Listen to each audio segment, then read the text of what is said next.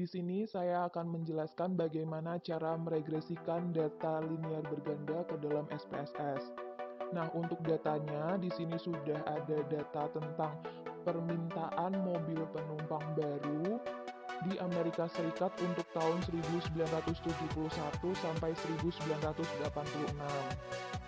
Di dalam data ini ada beberapa variabel, yaitu yang pertama variabel Y, itu mobil penumpang baru terjual dalam tujuan. Lalu ada variabel X1, yaitu mobil baru, indeks harga konsumen tahun 1967 sebesar 100. Lalu untuk X2-nya yaitu indeks harga konsumen, untuk X3-nya yaitu the personal disposable income atau PDI, lalu ada X4 yaitu suku bunga dalam persen, lalu ada X5 yaitu tenaga kerja sipil yang dipekerjakan dalam ribuan.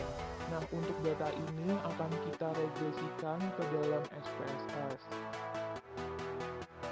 Jadi Excel tadi bisa kita langsung copy paste ke dalam SPSS seperti ini. Untuk variabel view-nya seperti ini, ada variabel Y, X1, X2, X3, X4, dan X5. Lalu data ini kita analisis ke regresi linear, kita klik analyze, lalu kita pilih regression dan linear. Lalu akan muncul seperti ini. Nah, di sini kita harus mengelompokkan mana yang menjadi variabel dependent dan independent. Di sini untuk variabel dependentnya yaitu Y, dan variabel independentnya yaitu variabel X1, X2, X3, X4, dan X5. Lalu setelah itu kita klik statistik, lalu kita centang bagian estimate, model fit, descriptive, dan case-wise diagnostic. Lalu kita klik continue, setelah itu OK. Hasil outputnya seperti ini. Untuk yang pertama ada descriptive statistik, yang mana ini akan menjelaskan adanya mean, serta standar deviasi dan n di setiap variabelnya. Yang pertama ada variabel Y memiliki mean sebesar 1,0005,13 dengan standar deviasi 1163,645 dengan N16. Lalu untuk X1 memiliki min 162,213 dengan standar deviasi 40,7357 dengan N16. Lalu untuk X2 memiliki min 220,113 dengan standar deviasi 74,9979 dengan N16.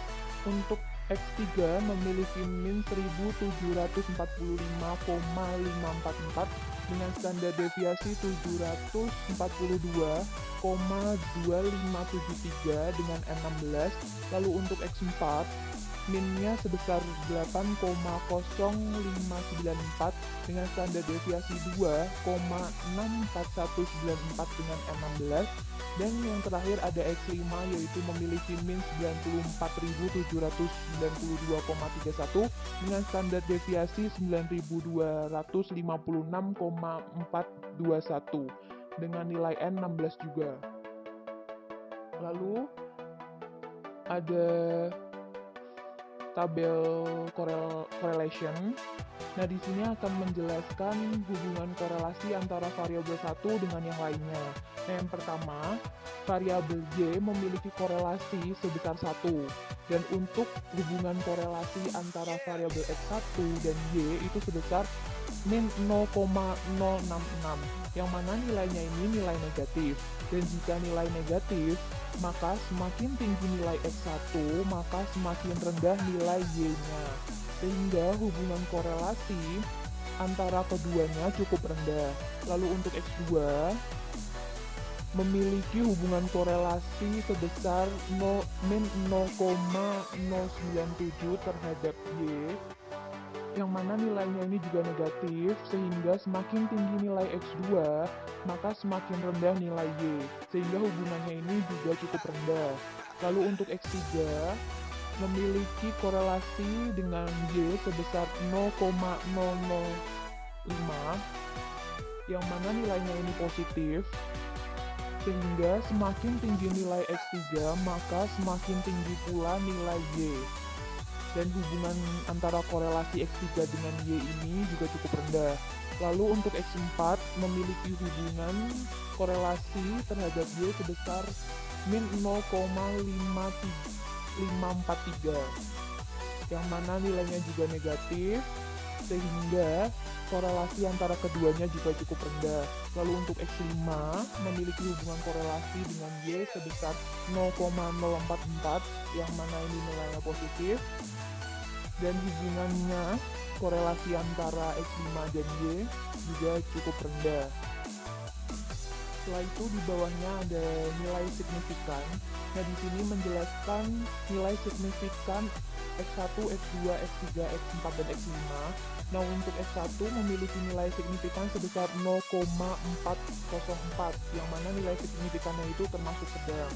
Lalu untuk nilai signifikan X2 yaitu 0,361, yaitu juga sedang.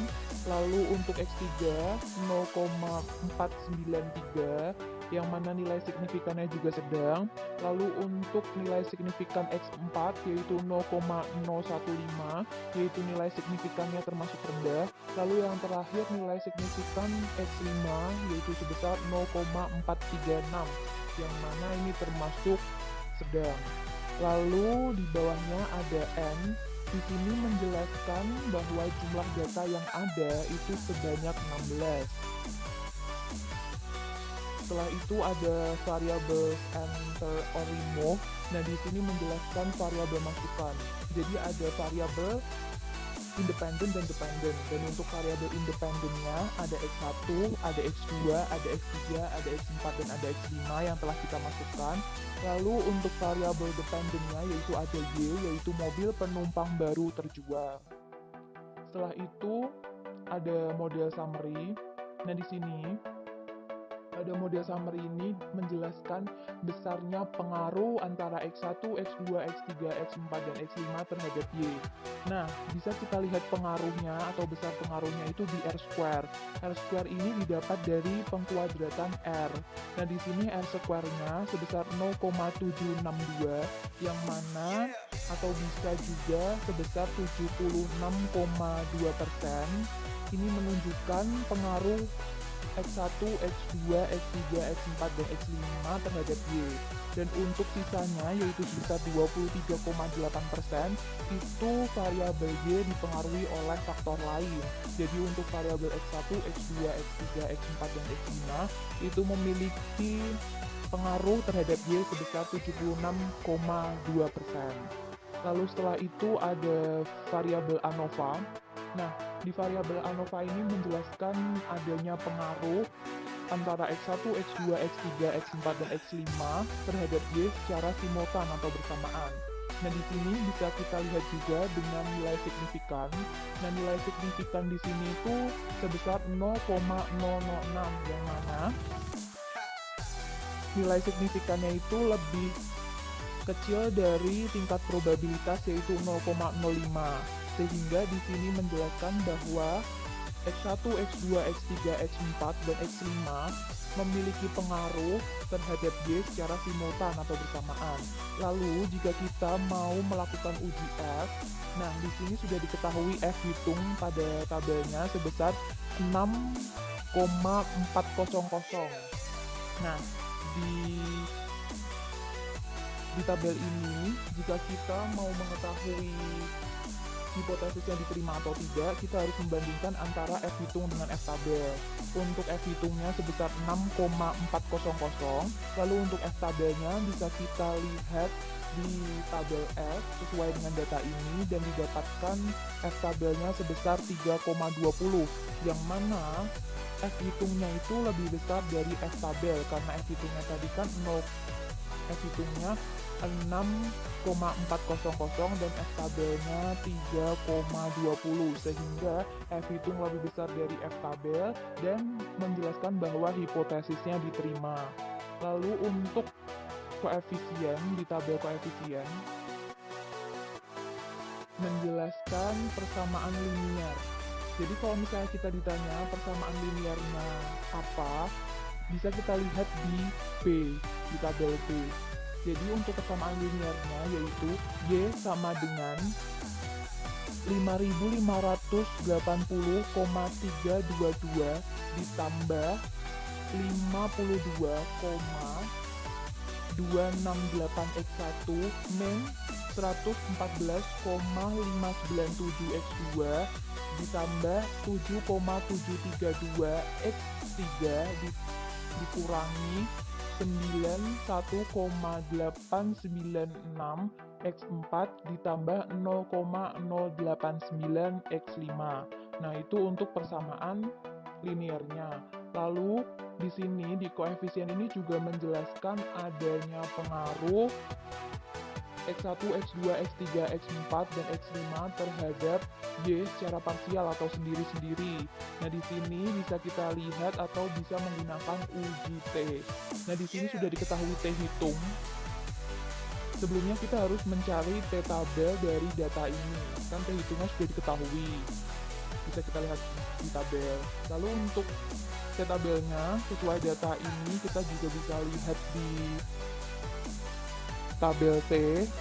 Nah, untuk T tabel didapatkan dari tabel sebesar 2,22814, yang mana T tabelnya itu lebih besar dari T hitung X1, X2, X3, X4, dan X5. Karena di sini X1 memiliki T hitung sebesar 0,771 dan untuk X2 T hitungnya min 2,129, untuk X3 T hitungnya 1,850, untuk X4 T hitungnya min 0,606 dan untuk X5 memiliki T hitung 0,682, yang mana T hitung di antara X1, X2, X3, X4, dan X5 itu lebih kecil dari T tabel, sehingga menunjukkan atau menjelaskan hipotesis telah diterima. Sekian yang dapat saya sampaikan. Mohon maaf jika ada kesalahan. Wassalamualaikum warahmatullahi wabarakatuh.